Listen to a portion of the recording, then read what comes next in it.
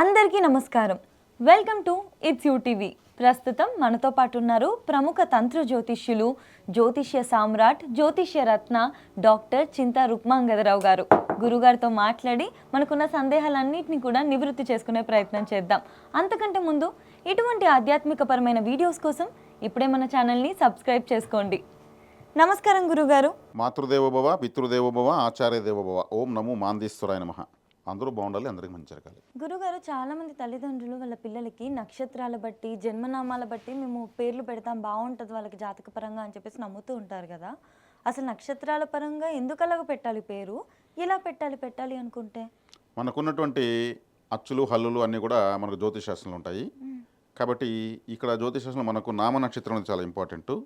అంటే ఇప్పుడు ఈ జ్యోతిషాస్త్రం ప్రకారమే ప్రతి ఒక్కరి యొక్క జీవితం ముడిపడి ఉంటుంది. అది పుట్టిన వెంటనే ఏ నక్షత్రం రోజు వాళ్ళు పుట్టారు, ఆ నక్షత్రానికి 4 పాదాలు ఉంటాయి, ఏ పాదంలో పుట్టారు, దాని ప్రకారం వచ్చే అక్షరం మొదటి అక్షరంగా పెట్టుకుని పేర్లు పెట్టుకుంటారు. ఇది అనాదిగా ఉంది, ఇప్పటిది కాదు. ఇదే విధంగా 27 నక్షత్రాలు ఉన్నాయి. 27 నక్షత్రాలకు ఒక్కొక్క నక్షత్రం 4 పాదాలు ఉన్నాయి. మొట్టమొదటి అశ్విని నక్షత్రం పుట్టిన వాళ్ళకు చూ చే చో లా అనేటువంటి మొదటి అక్షరం, అంటే 4 అక్షరాలు చెప్పాను కదా, ఈ 4 పాదాలు సరిపోతాయి, వాళ్ళు పెట్టుకోవచ్చు. ఇప్పుడు భరణి నక్షత్రం పుట్టిన వాళ్ళకు లీ లు లే లో. ఇప్పుడు లీ అంటే లీలావతి, లే అంటే లేఖ్య, లో అంటే లోకేష్, ఇలా పెట్టుకోవచ్చు. అదే చూచే చోళ అన్నప్పుడు చూడామణి, చో అన్నప్పుడు చోళ, ప్రాచీన కాలం పెట్టేవాళ్ళు. లా అంటే లావణ్య, ఇట్లా లాస్య, ఇట్లా పెట్టేవాళ్ళు. అదేవిధంగా కృత్తిక నక్షత్రంలో 4 పాదాలు ఉంటాయి. 4 పాదాలకు కూడా ఆ ఈ ఊ ఏ, ఆనందు, ఈశ్వర్, ఉమా, ఏకాంబరం, ఇటువంటి పేర్లు వస్తాయి. అదేవిధంగా రోహిణి నక్షత్రంలో 4 పాదాలకు ఈ వా వి వు, ఈ వా వి వు అనే అక్షరాలతో పెట్టుకోవచ్చు. ఇప్పుడు వాసు, వీణ, ఊ అంటే ఊహ, ఇట్లాంటి పేర్లు పెట్టుకోవచ్చు. మృగశిర నక్షత్రంలో వేవో కాకి, వేణుగోపాల్, ఓ వస్తే ఏముంటుంది, ఓకు పెద్దగా రావు. అంటే కొన్ని అక్షరాలకు పేర్లు తక్కువ ఉంటాయి, వెతుక్కోవాల్సి వస్తుంది. అప్పుడు వెనుక పాదం ముందు పాదం కూడా పెట్టుకుంటారు. పాదభేదంలో కూడా పేర్లు పెట్టుకున్నా కానీ నక్షత్రం ఒకటే అవుతుంది కాబట్టి అలా తీసుకుంటారు. కాకి అన్నప్పుడు కామేశ్వర్, కి అంటే కిరణ్, ఇట్లా పెట్టుకోవచ్చు. ఆరుద్ర నక్షత్రానికి ఒత్తుక ఉంటుంది కదా, ఒత్తుక, జ్ఞ, చ. అంటే జ్ఞ అంటే జ్ఞానేశ్వర్, చ అంటే చంద్రశేఖర్. ఒత్తుకాతో ఏమి రావు. ఆ పాతకాలంలో పురాణాల్లో కానీ ఉంటాయి పేర్లు, ఇప్పుడు కష్టం. అదేవిధంగా పునర్వసు నక్షత్రం ఉన్న 4 పాదాలకు కేకో హ హి, కేకో హా హి అనేటువంటి అక్షరాలు వస్తాయి 4 పాదాలకు. కాబట్టి ఇక్కడ కో అంటే కోమలి,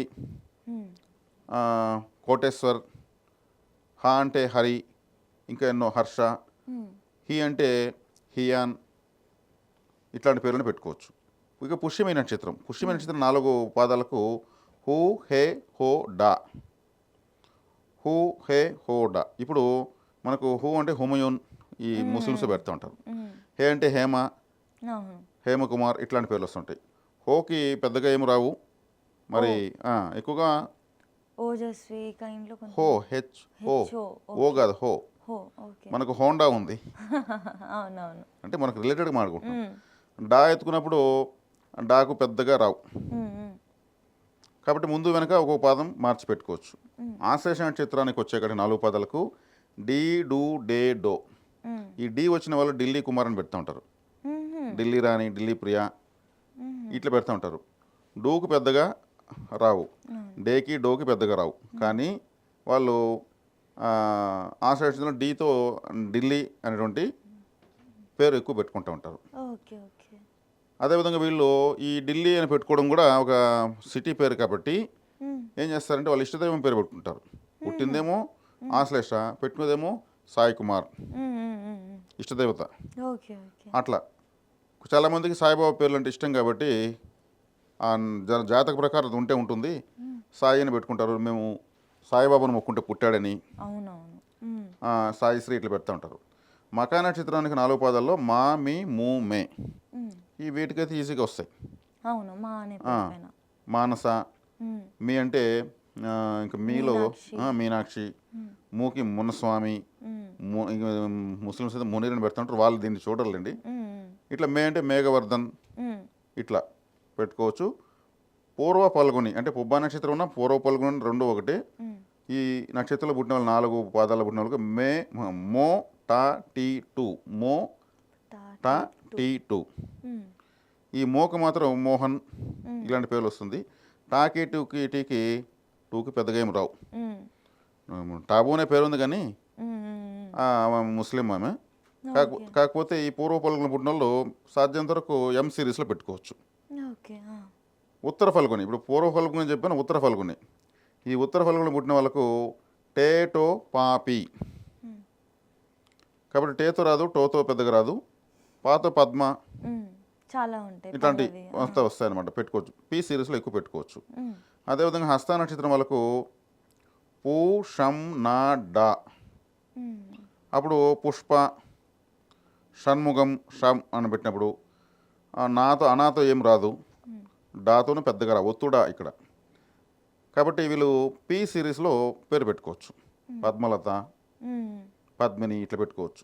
చిత్తా నక్షత్రంలో వచ్చిన వాళ్ళకు పే పో రా రీ ఉమ్. 4 పాదాలు. కాబట్టి పేలో కన్నా పోలో బాగా లెటర్స్ వస్తాయి. పోతన్ కుమార్, ఉమ్. ఇప్పుడు పోతులూరు వీరబ్రహ్మేంద్ర స్వామి ఉన్నారు కదా, అవునవును. రారి రారి అన్నప్పుడు రాధా, రామకృష్ణ, ఉమ్. రాజగోపాల్ ఇట్లా అన్నీ పెట్టుకోవచ్చు. ఇక స్వాతి నక్షత్రం రూ రే రో తా.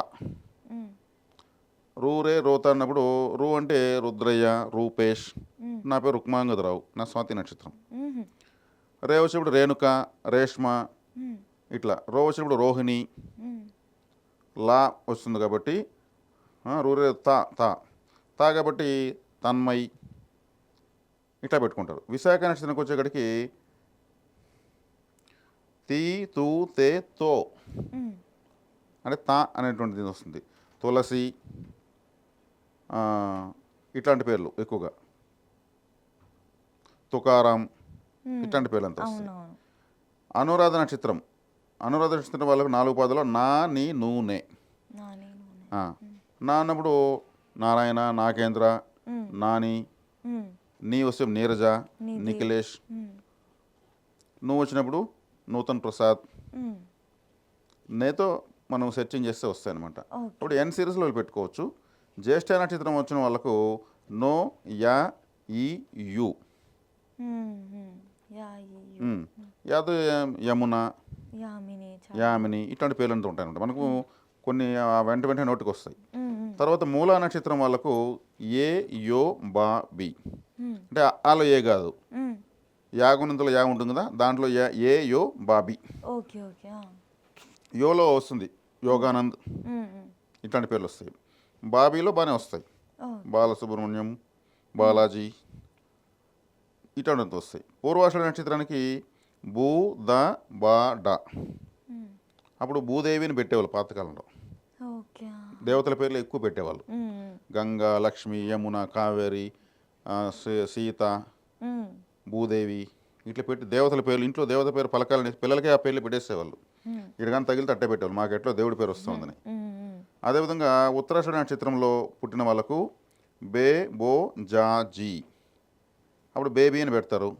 ఉమ్. జా వచ్చినప్పుడు జానకి, ఝాన్సీ ఇటువంటి పెడతారు, పెట్టుకోవచ్చు.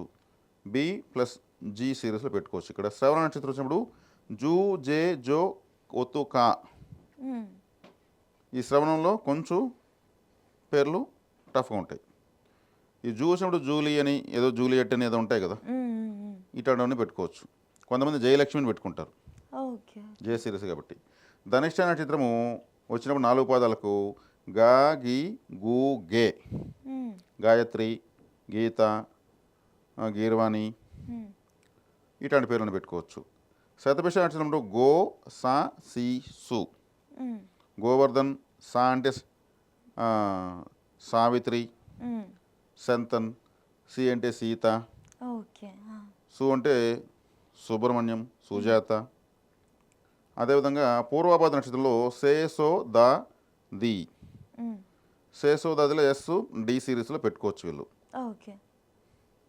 ఉత్తరాభాద్ర నక్షత్రం ఉన్నప్పుడు దు సెమ్ చ దా, ఉమ్, ఈ ఉత్తరాభాద్ర నక్షత్రం దు సెమ్ దా చ దా అన్నప్పుడు ప్రాచీనంలో దుశ్శాసనుడు అని ఉన్నది. ఓ, సెమ్ ఉన్నప్పుడు శకుంతలా పెట్టుకోవచ్చు. అవును.